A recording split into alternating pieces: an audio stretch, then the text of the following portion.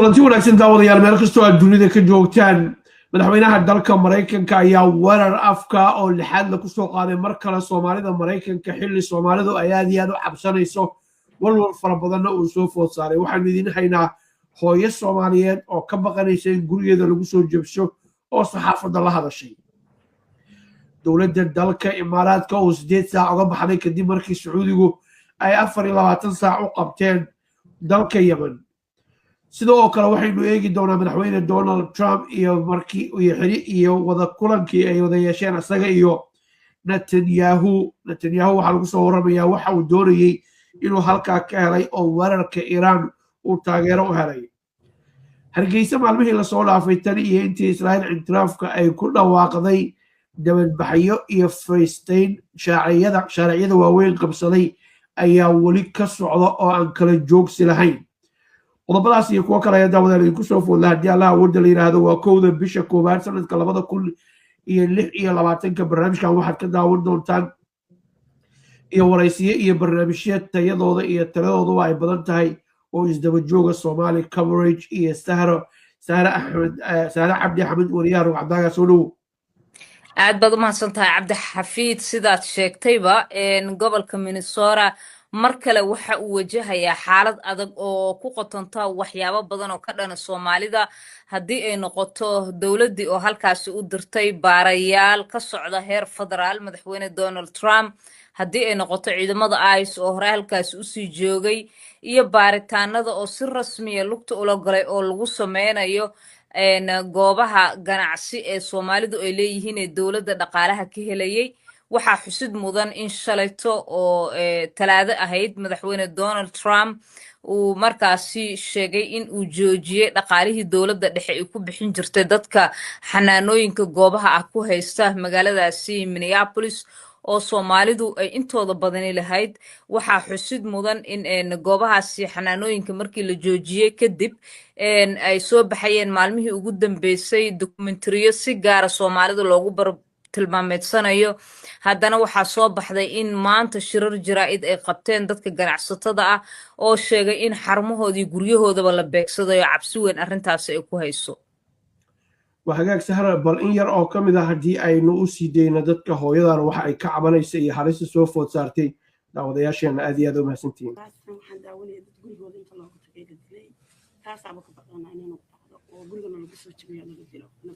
She said, I forgot to mention that with all the trauma, but I am very scared, just like we've already seen, that public officials have been come to their house and killed and murdered for no reason. And I feel many of our parents are going to be scared.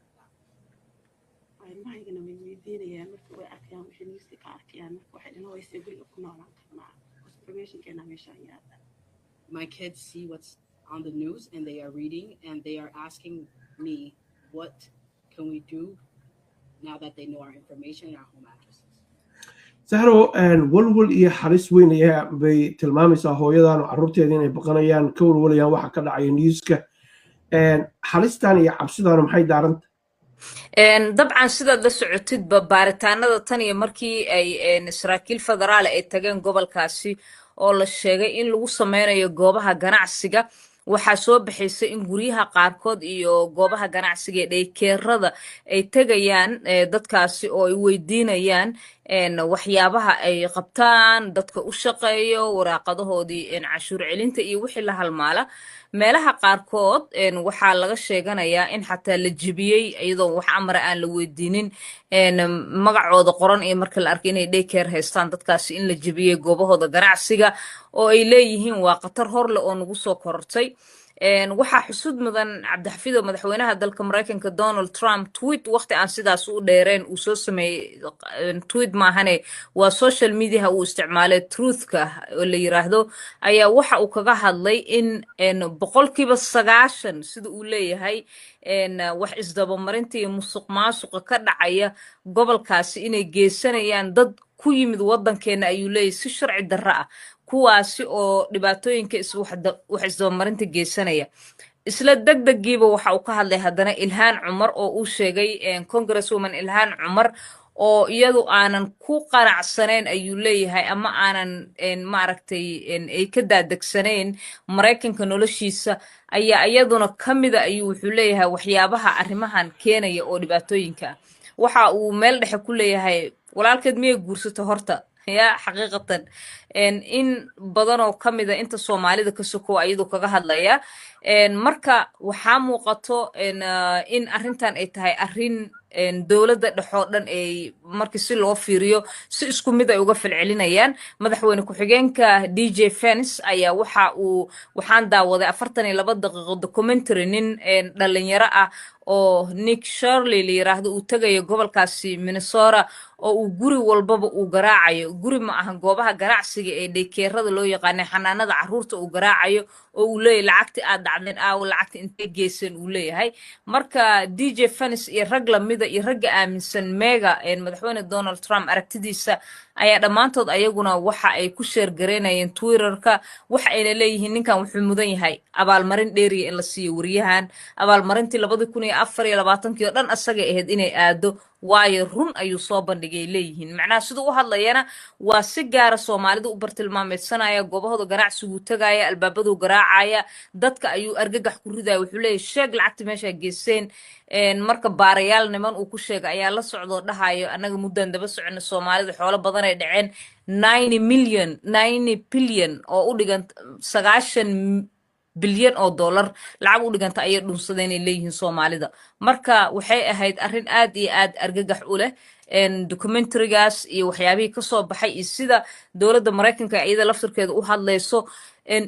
laga soo bilaabo milyaneero uu ku jiro Elon Musk ilaa madaxweyne Donald Trump madaxweynihii waddanka ah ilaa iyo xubnihii kaleetee dowladda ayaa ceersanaysa Soomaalida gaar ahaana dadka qaba Make America Great Again ideyada madaxweyne Donald Trump waayahay Soomaalidu maadaama weerarkan lagu hayo annagoo mar walba hoosta ka xariiqayna dadkii dhaqaalaha lunsaday in ay qaarkood in badan oo ka mid ah ay Soomaali yihiin haddana Soomaalidii dhibaato looga sii daran ay tahay madaxweynaha oo weerar ku haya aflagaadeynaya wiiqaya iyo madaxweyne ku-xigeenkii asaga laftigiisu mararka qaarkood si guracan uga hadlaya ayagoo madow haddana muslim ah haddana dad badan oo ka mid ah ayaga ay soo galootayeen inkastoo hadda wararka u dambeeya ay sheegayaan intooda badan dad dalka ku dhashay inay yihiin iyo kuwa sharci haysta maxay yihiin tallaabooyinka la isleeyahay way qaadayaan iyo wararka helaysa runtii dad fara badan cabsi fara badan ay muujinayaan reer Minnesota maanta oo aan la hadlay qaarkood sida hooyadaas xataa arkaysa si lamida u hadlayaan oo waxay ku leeyihiin arrintan waa cabsi xooggan oo nagu soo korortay dhaqaalihii waddanka ayay hoos u ridaysaa dhinac markii laga fiiriyo kobaca businessyada iyo ganacsigii Soomaalida ay sameynayeen gobolka ayay baabi'inaysaa qaar ka mid a dadka looyarada iyo marka aan la hadasho sharci yaqaanada waxay ku leeyihiin arrintan wax ka daran inay timaado ayaa cabsi weyn oo laga qaba ay tahay dadka ka faalloonaya arrimaha siyaasadda waxay ku leeyihiin ilaa ay garaafka heer inay gaarto xataa waxaa laga cabsi qabaa in sharciyada waddanka dadka qaarkood lagala noqon karo markii ugu horreysay dad xataa qoomiyad ahaan si gaara loo bartilmaameedsanayo inkastoo ay tahay tan haddana inay noqoto si gaara dad ah in lagala noqdo sharciyada waa sida aad sheegtay Soomaalida ku dhaqan gobolka Minnesota in badan oo ka mid ah waxay leeyihiin sharciyada dalkan Mareykanka green cardka in yar oo ka mid ah ayaa leh intooda badan waa citizens dad ah waa dad ilmahooda inta ay ku dhasheen waa dad ganacsiyo samaystay waa dad nolol samaystay muddo deganaa gobolkaasi miisaan ku leh miisaan dhinaca siyaasadda ku leh oo Soomaalida sidaad aragtayba haddii olole halkaas uu ka jiro doorasho ayaga ayay ahmiyadda koowaad la siiyaa miisaan dhaqaale ku leh oo suuqyo dhan ayay gaar u leeyihiin oo ay degan yihiin miisaan muuqdana ku leh dadyoga soo galootiga markii la fiiriyo Soomaalida aad bay uga tilmaaman yihiin oo maaragtay xataa goobaha Soomaalida ay ku badan yihiin xaafadaha ay degan hadaa tagtid bangiyadii dadka ku shaqeynaya waa Soomaali dukaamada ganacsiga waa Soomaali maqaayadihii Soomaali ayaa laga dhigayaa dadka ku adeegaya baabuurta markay saas u wada socoto waxaad arkaysaa muraayadhaadka dhinacyada waxaad ka arkaysaa baabuur wada Soomaali ee wada ku barbar taagan markii leerka uu idin qabto marka waxaasoo dhan waxay muujinaysaa Soomaalida iyo saameynta ay leeyihiin oo maaragtay gobolka dad badan waxay ku leeyihiin arrintaasaa dad fara badan inay damqinaysa laga yaabaa oo la rabaa in meesha laga saaro marka dabcan saameynta Soomaalidu way badan tahay ayagoo weliba waddankan u dhashay وحقاق داود يال وررك عالم كأي كان هذا من المرايكن كأصلا هذا قصيبة هل كان يذكر إنسان يودم وررك قدام بعالم كذا اللي بريق الحين لكن هو عالم كإنتي سكلام سمارة كوريج يستهرى يدي سوق بني ساعة دول بقية ورئيسيو إزدم جوجا إمارات كعقوبة وحكي يسديد ساعة جذوه ظافرة 10 ساعة والله قبتي سيو حجرة arrin cajiib lahaa ka dhacday imaaraadka yeman si fudud oo degdeg ah sidaas uga baxaya lisma lahayn 24 saac ayaa loo qabtay oo dowladda dalka yeman warqad ka soo baxday iyo sacuudiga ay maaragtay ugu qabteen laakiin wax ka yar 8 saacadood ayay uga baxeen halkaasi duqayntii ka dhacday waad ogtahay alaabta ay keeneen dekeda mukalla siyaasadda waayadanba isu soo taraysay laba xoog laba quwadood oo middle eastiga awood ku leh dhaqaale iyo awood siyaasi ku leh waa sacuudi arabiya iyo imaaraadka ayaa yeman ku hardamay dabcan hadda waxay u muuqataa in hadda inteeda badani ay u hartay sacuudiga siyaasiyan halkaas saad la socotay dowladda soomaaliya way taageertay sacuudi arabiya oo war-saxaafadeed ee soo saarta ayay dhinac uga hadashay in sacuudiga maaragtay ay barbar taagan yihiin ayadoo xataa taasi dhinaca kaleeto dadka qaarkood ay u nisbeynayeen ama ay uga dhigayeen inay tahay ayada oo imaaraadka meesha uu ka taagan yahay uusan muujinin arrinta qadiyadda israa'iil aqoonsigeeda somalilan marka gobolkii oo dhan ayaa siyaasiyan waqtigan isla wada karkarayo oo dhinac walbaba dhinaca kaleeto markaad fiiriso aad isleeda show weba la go'i rabtaabo marka imaaraadkii si fudud ayuu arrintii yeman ee muddadaba uu gacanta kula jiray uu uga baxay waayahay dowladda soomaaliya iyo imaaraadka ma sii kala fogaanayaan mise isku soo dhawaanayaan dabcan sida muuqata haa sida haatan wararku ay sheegayaanna waxayba u eg tahaybo maadaama imaaraadka ay muujin waayeen dareenkooda iyo halka ay jiraan intana ay soo dedejiso xataa soomaaliya inay ku dhiirato inay soo saarto war-saxaafadeedkaasi wasaaradda arrimaha dibadda dhinac markii laga fiiriyo waxaad og tahay in turkiga iyo soomaaliya ay aad isugu dhow yihiin marka waxyaabo fara badan oo isdiidooyinka gobolka ah ayaa soomaaliyana dhinac ka dhigaya inay tahay dhinacna ka dhigaya imaaraadka inay tahay marka dowladda soomaaliya mowqifkeeda way caddaysatay waayahay haddii aynu eegno imaaraadka sida aynu ognahay xiriirkii 100% ayagii soomaaliya iskumaysan jarinin laakiin waxaan leeyahay xiriir caafimaad qaba waayahan dambeba ma jirinin arrimaha maxaa ka jira waa sidaas aad sheegtay hadda ka horba haddaa la socota xataa marba waxaa aad usoo babaxaysay in dhinaca puntland imaaraadku ay adeegsanayaan oo dagaalka suudaan ka dhan ah ka socda wararka mararka qaarkood dowladda dhexe laga helayo ilaha hoose waxay sheegayeen in dowladda soomaaliya ay lahayd war annagu kamaba talna ma oginba wax ka socon kara xataa puntland gudaheeda ma ogaan karno inkastoo si rasmiya aan loo xaqiijinin haddana waxaynu ognahay maamul goboleedyada puntland jubbaland iyo dabcan qaar ka mida madaxda dowladda iyo meelaha qaarkood in loo kala dhuumanaya imaaraadka carabta oo si rasmiya ay gacanta ugula jiraan siyaasadda guud ahaanba gobolka gaar ahaana soomaalida gaar ahaana maamuladan hadday noqoto somaliland hadday noqoto jubbaland hadday noqoto puntland marka dowladda soomaaliyana aysan aad isugu fiicneen marka taasi waxay keenaysaa imaaraadka maadaama ulag dhow uu leeyahay maamuladan oo qaarkood aysan isku fiicneen dowladdii dhexe waxa ka socda dalka dhexdiisa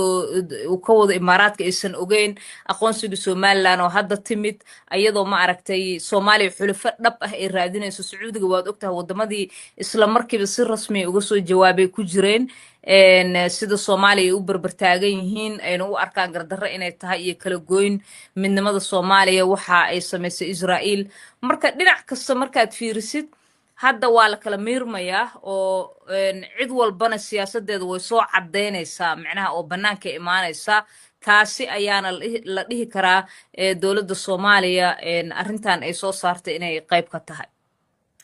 waayahay haddii aynu eegno waxaan maqlaynaa dalka yeman laftigiisa in la kala goynayo la kala qaybinayo arrimo noocaasa socda maxaanu kala socnaa arrimaha waa sidaas aad sheegtay yeman oo laba dhinac ah inkastoo markii horeta arrintan ay aad u socsocotay oo dhinaca imaaraadka uu wato iyo dhinaca sacuudiga uu wato iyo dhinaca saan la dhahayay dabcan yeman laftarkeeda saad sheegaysidba ma ahan waayadii ugu dambaysa gaar ahaan inta civil wark uu ka socdo waddanaan deganayn ayuu ahaa waddan xaaladiisa ay qasan tahay ayuu ahaa waddan cid walba hubka ay geenayso ayuu ahaa waddan awooddii gobolka ay ku dhex dagaalamayso ayuu ahaa waddan duqaymihii ay ka socdaan ayuu ahaa waddan dowladdiisa ay jilacsantoon bahalka kaleeto awood badan lahayn ayuu ahaa marka taasaa keenaysa xataa in la hadal hayay saad sheegtayba in yaman laba loo qaybinayo inay jirto waayadii ugu dambaysay waxaynu ognahay sacuudiga shidaalkiisa inta ugu badan dhinaca yaman ee koonfurta sacuudiga inuu jiro dhinacna ay gruubka hadda shiicada ay degan yihiin dhinaca kalena ay degan yihiin xuutiyiintu walwal sacuudigu intee lag ayuu ka qabaa amnigiisa inuu halis galay iyo ceelashiisa shidaalka sacuudiga sidaad og tahayba waayadii ugu dambaysay saldhigyo adag iyo ciidamo iyo waxbay ku daabulayeen halkaas ayaga laftirkooda galaangal xoogan ayay ku leeyihiin sirdoon badan ayaa ka joogo dabcan way dhici kartaa in meelaha qaarkood weeraro ay ka dhici karaan noocay doontaba ha noqotee laakiinse si markii loo fiiriyo awooddooda ayaga laftirkooda xoog badan ayay saareen dhaqaale fara badan ayay ku bixinayeen siyaasadda dalkaasi marka waxaa muuqanayso in ay isku dayayaan inay bosishinadooda ama halka ay joogaan ee siyaasiyan sii adkaystaan ee taageerada ay siinayaan dowladda oo kaleeto sida maaragtay ee u hubeynayaan waxyaabo fara badan ayaa socdo oo dhowaanahanba ka jira halkaasi imaaraadku waxaa muuqata meeshaan markabkiisiina in la weeraray isagiina meesha uu ka baxay maxaa laga rajeynayaa tilaabo inay qaadaan arrinta yeman oo muddo dheer ku lahaayeen si yaroo fudud ayay war-saxaafadeed ay soo saareen ay ku sheegeen in go-aan ay qaateen arrintani ay tahay oo wax ku qasbaaya aysan jirin oo kaleeto culays ah laakiinse sida go-aanka deg deg ay u qaateen oon la filaynin waxaa xataa mararka qaarkood laislahaa wuu sii dagaalami doonaa maadaama shixnadii ay keeneen mukallah la gubay maadaama maaragtay hujuun iyo dhibaatooyin kale loo geystay maadaama awoodo tun weyn labada dhinacba ay meesha murqahooda isku tusayaan waxaa la lahaa si dhib yar ugama bixi doonaan laakiinse sida fudud go-aankay u qaateen iyo xataa sida ay haddana war-saxaafadeedka wasaaradda arrimaha dibadda imaaraadka ay ku sheegtay ay leedahay waa go-aan annaga aan qaadano waxna riixay uusan jirin 8 saac gudahood dad badani waxa ay naqdinayaan in siyaasiyan looga adkaaday dhinaca yeman imaaraadka وحاجة داود يروح نص الصعداء هرجيسية مغاربين كواوين الصومال قارهان عاصمة وولد بالدقيقة أي كالصعدان إيه الدماشات إيه قوب كعيار اعتراف كل هلاتن كي بالشيء لصعداء في ويقدم به برس أنت كهر نتنياهو وحاول كل ما مدعوينها مريكن كمركي شناد هجامي قلت هذا بدنا لكل ما سنة قريه شنجر ويا ترامب وحيالي هو وين وربينه كيبي وحيد باللي in dagaal Iiraan lagu qaado oo Mareykanku uu qayb ka noqdo Netanyahu ma ku guuleysay arrintaas mashaariic waa qabi runtii sidaad sheegtayba 5 jeer iyo ka badan waa la leeyahay qaar ka mid ah warbaahinta Mareykanku waxay qorayaan xataa 6 jeer inuu la kulmay ilaa iyo January sanadkan markii madaxweyne Donald Trump xafiiska u yimid Benjamin Netanyahu ra'iisul wasaaraha Israa'iil wararka qaar waxay sheegayaan ajandaha ugu waaweyn oo labada hogaamiye ay ka wada hadlayeen intuu xataa imaaninna miiska saarneyd Netanyahu inay ahayd arrinta Gaza iyo in ay ahayd arrinta Iiraan arrinta Gaza waxaa si weyn u riixayay madaxweyne Donald Trump oo wejigii labaad rabay in la meel mariyo qodobada dhiman ee heshiiska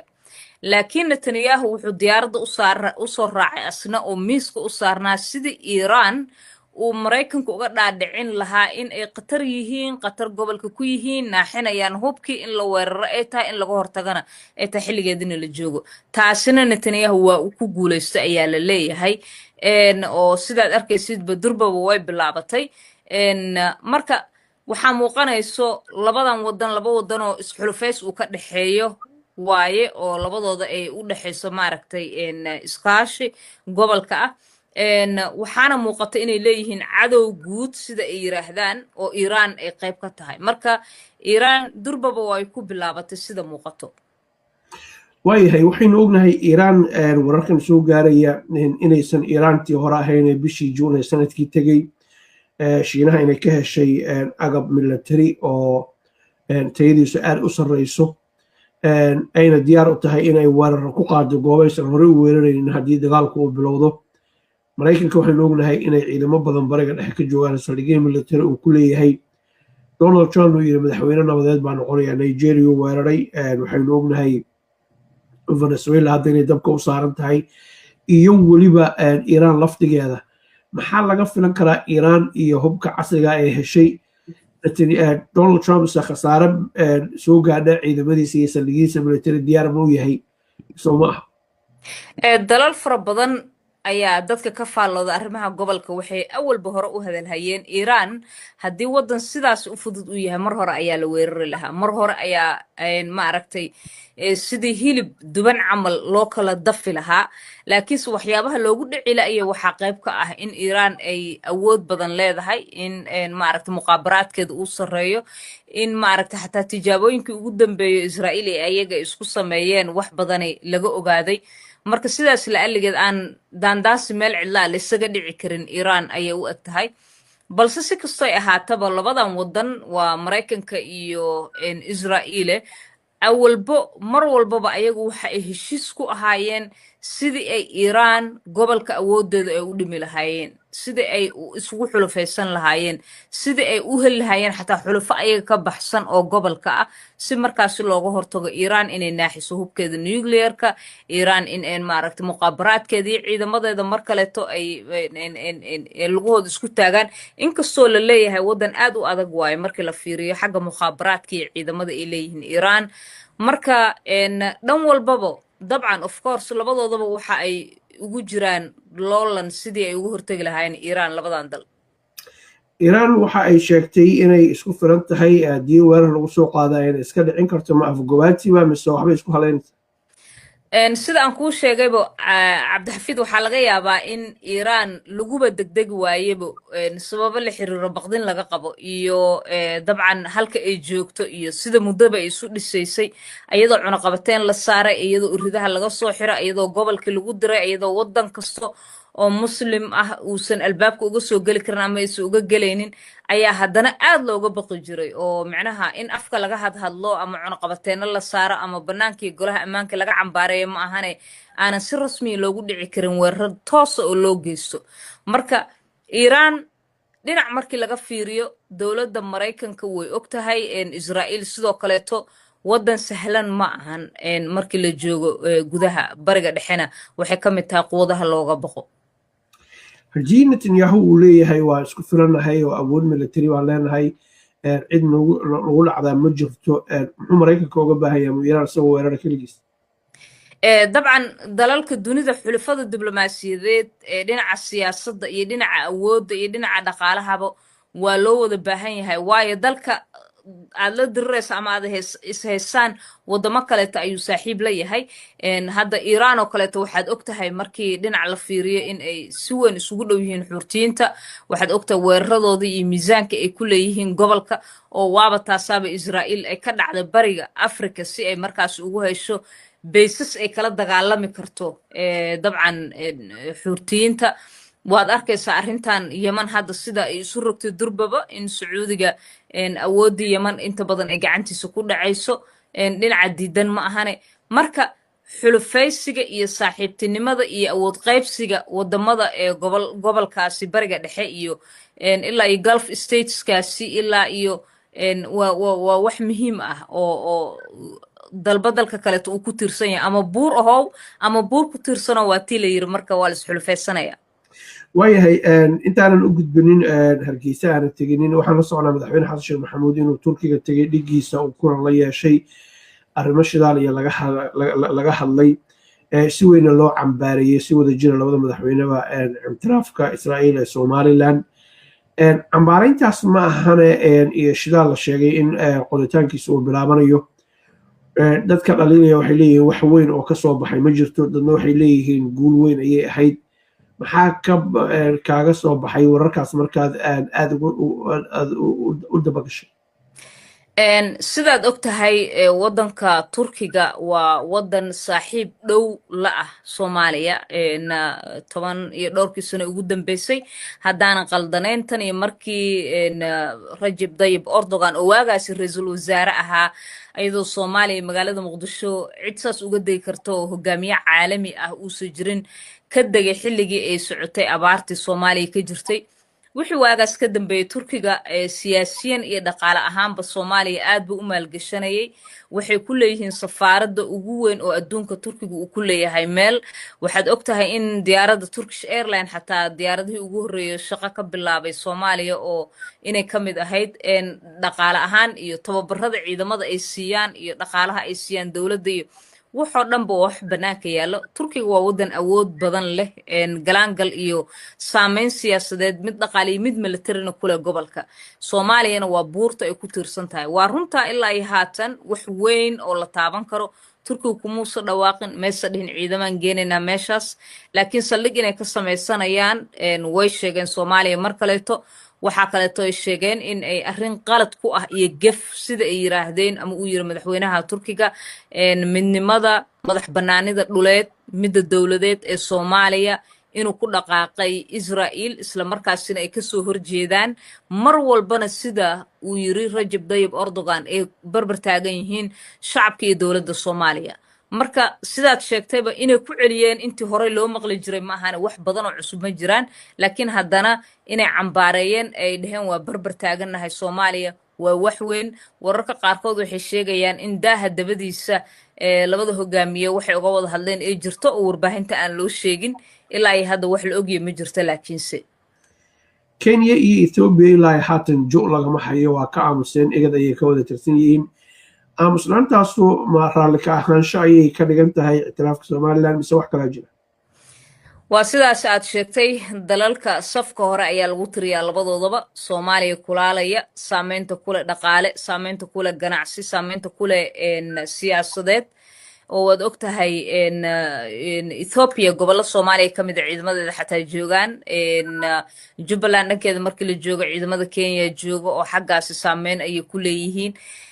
labadaasi wadan oo midna aan xasuusano gaar ahaan ethiopia heshiiskii ay horey ula gashay somaliland iyo arrimaha badda ilaa iyo haatan si furan ugamaysan hadlin hadday noqoto ama war-saxaafadeed ay soo saareen ama haddii ay noqotoba in ay shirar jiraad uga hadleen midna lagama hayo dadka qaarkood waxay leeyihiin dabcan waa suuragal inay isqarinayaan oo mowqif ka gedisan kuwa dalalka hadlay inay qabaana laga yaabaa laakiinse ilaa iyo haatan kamaysa hadlin arrintaasi ethiopia gaar ahaan oo la ogyahay heshiisyada hore ee u gashay somaliland xaggeeda somaliland oo maadaama oo dhinaca kaleeto waayadii ugu dambeysay la xamanaya in isu dhodhow yihiin wax wara kamaysa soo saarin marka waa aamusnaantu mararka qaarkood ayay haatahay ayaa la yiraahdaa laakiin dabcan diblomaasiyaddu waxay ku shaqaysaa wax la caddeeyo waayahay aad iyo aad umaasantahay daawadayaal waxaa xusin mudan heshiiskii MOU-gii muuse bixiye abiy axmed saakin laga joogo 2 sano oo gow ah waayahay hargeysa tan iyo intii 26kii maalintii jumcahayna soo dhaaftay Tel Aviv ay ku dhawaaqday intiraaf inay somaliland intiraafayso waxa ka socda dabaaldegyo aan isdaba joog lahayn shaariciyada waaweyn hadday ahaan lahayd dadkii oo isku soo baxaya waxaad isleedahay xalaaladu meeshii ugu sarreysay ayay gaadhay xisbiyadii mucaaradka ahaa kulli waa taageersan yihiin inkastoo ay jiraan kooxa wadaadaha oo meelo ka hadlay laakiin sida guud markaad eegtid shacab iyo xukuumad iyo siyaasiyiin la isku duwan yahay baa muuqata maxaa kaaga baxay arrintaas wararka u dambeeya maqlaysa maxay tahay meeshan rabno roob loogu daayay bay leeyihiin baa leeyahay waa sidaas aad sheegtay maalmihii ugu horreysay labadii cisho ugu horreysay ayaa boorame waxyaabo yaryar oo dibadbaxyo ah dhalinyaro ay ka bannaan baxeen la arkayo oo reer boorame oo leh ma aqoonsanin mana rabno arrinta ictiraafka israa'iil caalamka falastiin la soo baxay laakiin si waafi ah labadii cisho ugu dambeysay hargeyso iyo burcabo waxaa la dareemayay iyo xataa meelo ka mida berberaba dibadbaxyo isu soo baxyo dadka ay ku muujinayaan si ay usoo dhaweynayaan arrintan waxaa xusid mudan in markii ugu horreysay 3 ugu yaraan rag aan ka tiriyey oo aan filayo in ay yihiin israa'iil dowladda israa'iil ka socda oo dabcan sidii lagu yaqaanay u labisan israa'iiliyiinta maxaan ku rahdaa suuqyada dhex maraya dadka la hadlaya meelaha qaarkood damaashaadyada microphone haystoo hadlaaya in la arkayo marka dabcan waxaa ka socda weli hargeysa dhankeeda dabaaldegyadaasi iyo soo dhoweynta ictiraafka waayahay ictiraafkii ilaa iyo haatan ku dhawaaqaas ma ahane maxaa kaloo la isleeyahay tallaabada kaloo la qaaday waa maxay israa'iil waxaanu arkaynaa safiirkeeda inuu leeyahay arrintaana ka tanaasuli mayno waanu ka biyo dhalinaynaa waa maxay tallaabada tan xigta ee la rajaynayo dabcan saad la socotidba 15 dal ee golaha ammaanka ee qaramada midoobay kulankooda ay yeesheen waxaa xusid mudan in si wadajir ah ay isu raaceen oo ay sheegeen inay Soomaaliya barbar taagan yihiin marka laga soo tago Israa'iil marka Israa'iil waxay kali ku noqotay aqoonsigii Somaliland ay aqoonsatay dabcan way ku qasban tahay inay raadiso xal kaleeto iyo dalal kaleeto ayda saaxiib la inay ku qanciso siyaabo kala gedisan ee meelo kala duwan u marto laakiinse reer Hargeysa waxay ku leeyihiin arrintan anaga sidaan ayaaba baraf nagu marayaaba haddii arrinteeni looga hadlay golaha guud ee qaramada midoobay isla markaasina dowladna aqoonsatay ay jirto adduunka noocee doontaba ha ahaato sidii la rabo ha loo arkay